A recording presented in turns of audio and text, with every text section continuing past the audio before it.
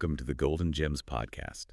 Today we're taking a deep dive into Chris Rock, examining how a comedian forged in 1970s Brooklyn transmuted public humiliation into a $500 million empire and the directorship of Hollywood's definitive MLK biography.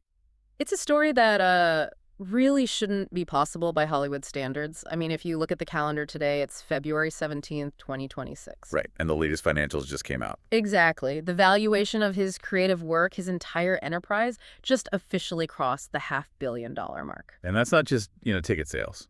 No, this isn't about Netflix specials or box office returns. We're talking about the valuation of his IP, his production company, his whole directorial portfolio. It's a staggering number.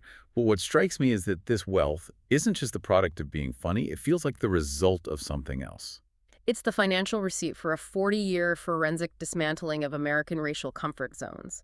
But to understand that asset, you really have to understand the cost. And that cost was put on full display for the entire world back in 2022.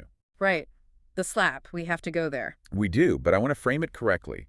Looking back from 2026, how do we make sense of that moment? Well, from a biographical standpoint, it's a paradox. That single moment of violence, of humiliation, is what cemented his status. It proved he was the most disciplined performer of his generation. So it's not a story about victimhood.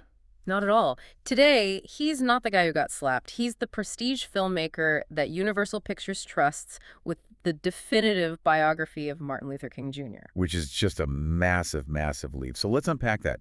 To get how he's directing that movie, we have to go back to the beginning, not Hollywood. No, we have to go back to the hostile hallways of 1970s Brooklyn. Let's start with the geography then. He was born in Andrews, South Carolina. Yeah, 1965. Deep South history baked in. But his psychological architecture, that was built brick by brick in Bedford-Stuyvesant, Brooklyn. At the tail end of the Great Migration. Precisely. His parents, Julius and Rosalie Rock, are the bedrock here. They were the post-civil rights Black working class personified.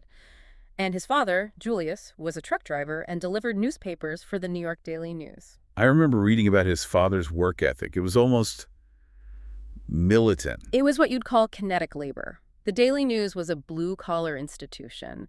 And for Julius, fatigue was never an excuse for not performing. He drove that truck every single day.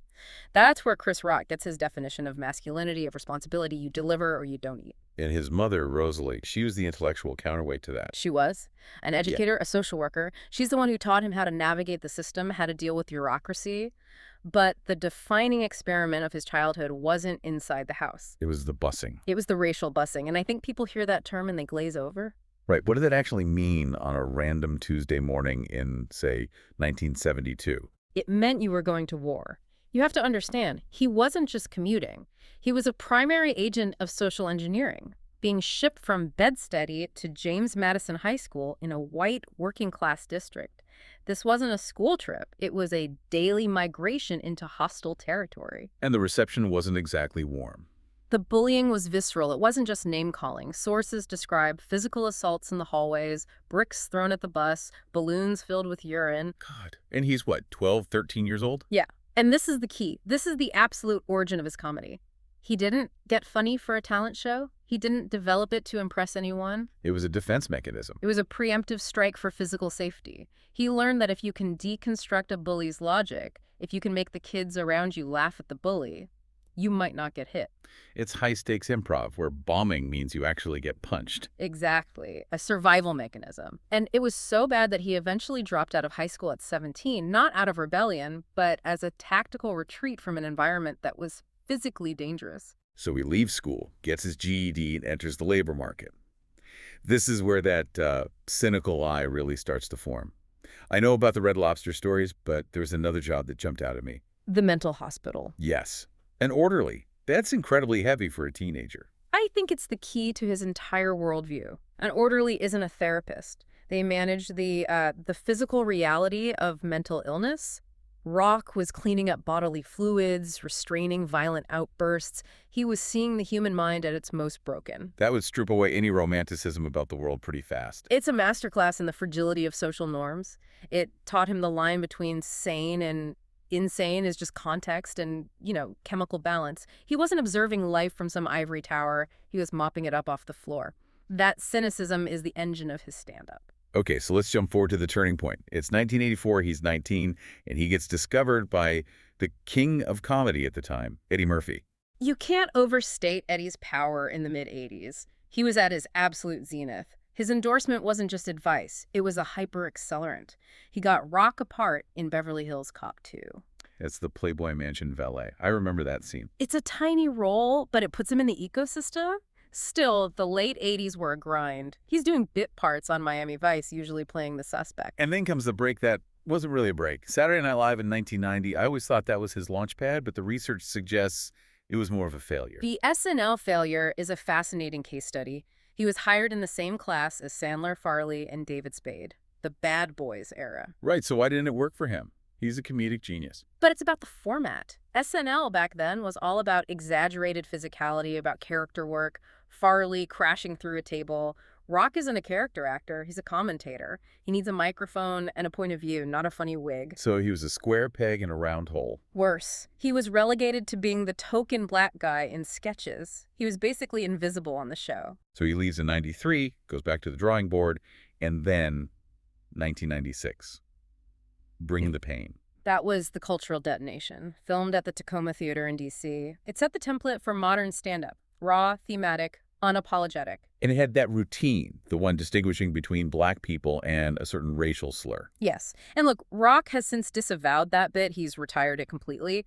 But you have to analyze what it meant at that moment. It was a cathartic release. He was articulating the internal contradictions within the black community. It was controversial, but it was electric because he was saying the unsayable in mixed company. That special changed everything. He wins Emmys, he's a megastar, and then he diversifies. The Chris Rock Show, directing Head of State, creating Everybody Hates Chris. And Everybody Hates Chris is genius because he took the actual trauma of the busing years and turned it into syndication revenue. He literally monetized his own pain. But let's jump ahead to 2018, the Netflix special Tambourine. That felt different. The swagger was gone. Humbled is the word I'd use. He admits to infidelity, to a porn addiction. But the biggest reveal was his diagnosis with nonverbal learning disorder, NVLD. Okay, let's break that down. I've heard the term. But for the listener, isn't that just a clinical way of saying someone is socially awkward? It's much more specific. It's a neurological condition. It means he has a very hard time processing nonverbal cues, facial expressions, tone of voice, body language, especially in one-on-one situations. Which is such a paradox. Yeah. This is a man who can control a stadium of 20,000 people with a pause. That's it exactly. A crowd reacts as one organism. It's a wave he can read. But a single person across a dinner table, he can't read the room. He takes everything literally. He said himself it probably sharpened his joke writing, but it absolutely destroyed his marriage. Because he couldn't sense the emotional temperature until it was boiling over? Exactly. He's a computer processing literal code, not a poet sensing a mood. Which brings us back to the moment that tested all of this, March 27, 2022, the 94th Academy Awards. Will Smith strikes him over the G.I. Jane joke. We've all seen it 1,000 times. But let's focus on the seconds after he gets hit. The forensic details of that moment are incredible. You just got hit in the face by Will Smith on live global television. The biological impulse is fight or flight, hit back, scream, run. Honestly, I probably would have just started crying or yelled for security.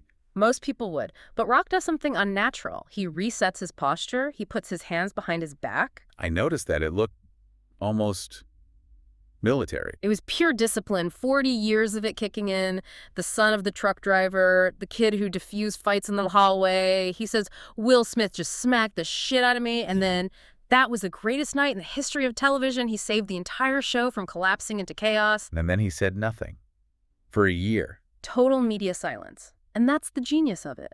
He refused all interviews. He declined to press charges. He processed the trauma the only way he knows how. On stage, in small clubs, workshopping the material. So the silence was a strategy. The silence was the loudest thing he ever said. It completely shifted the power dynamic. If he'd gone on a talk show and cried, he's the victim.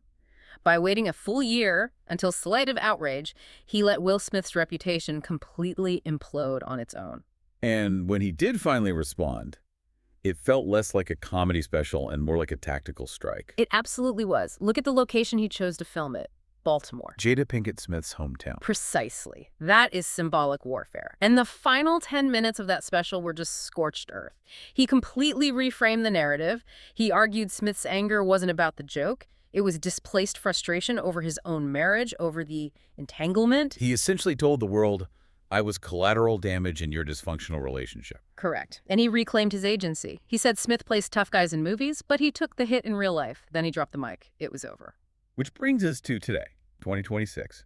He's pivoted from just touring to becoming a serious, high-level filmmaker. He is. He's got Misty Green with A24, a Hollywood satire with Adam Driver and Daniel Kaluuya. He's taking all that meta-commentary and putting it into a modern visual language. But the big one is the MLK project. That's the capstone. Universal Pictures, Steven Spielberg. They've handed Chris Rock the keys to the Martin Luther King Jr. biography based on Jonathan Ive's definitive book. A few years ago, that would have sounded insane. Yeah. Why him? Why does Spielberg trust the guy who made Bring the Pain with MLK? Because Rock isn't interested in the monument. He's interested in the man. He's been clear he wants to explore the paranoia, the pressure, the human flaws. He wants to get past the saint archetype. And if you think about it, who better understands the burden of being a black icon performing in a white space? It feels like a logical endpoint. Go. He started by observing the world's insanity, then deconstructed it on stage, and now he's reconstructing history as a director. And he's still connected to his roots, still supports the Salvation Army Center in Bushwick, where he grew up. He's focusing now on autism education, which is obviously very personal given his NVLD diagnosis. So after 40 years of selling his pain back to an audience, what's the final takeaway? I think it raises the most interesting question of his career. As he directs the life of MLK, can the man who mastered the punchline finally command the silence of the dramatic pause? Or will the ghosts of Brooklyn always demand one last joke? That's what we're about to find out. But with the camera now turned on the life of a civil rights icon, he's in a position of unprecedented authority. He spent his career tearing down comfort zones, and now he gets to build something new on top of the rubble. A fascinating journey from the hallways of James Madison High to the director's chair at Universal. A truly American arc. Thank you for listening to the Golden Gems podcast. We'll be back next time with another deep dive. Until then, keep exploring, keep listening, and keep celebrating the power of uncompromising voices.